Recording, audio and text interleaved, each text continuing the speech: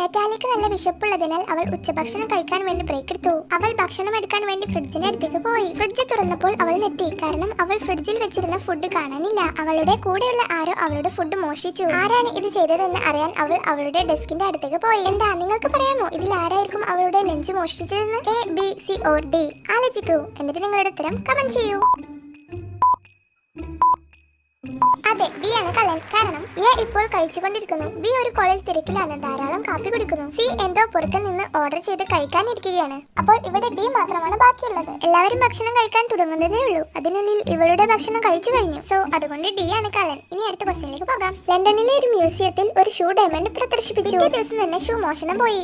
പ്രശ്നം പരിഹരിക്കാൻ വേണ്ടി മെഹുലിന്റെ സഹായിയായി ജെയിംസിനെ വിളിച്ചു. ജെയിംസ് മ്യൂസിയത്തിന്റെ എൻട്രി എക്സിറ്റ് ഫുട്ടേജസ് പരിശോധിച്ച് മോഷ്ടാവിനെ കണ്ടെത്തി. എന്താ നിങ്ങൾക്ക് ഈ ഫുട്ടേജസ് നോക്കി പറയാമോ ഇതിൽ ആരായിരിക്കും കള്ളനെന്ന്? 1, 2 or 3? ആലോചിക്കൂ. എന്നിട്ട് നിങ്ങളുടെ ഉത്തരം കമന്റ് ചെയ്യൂ.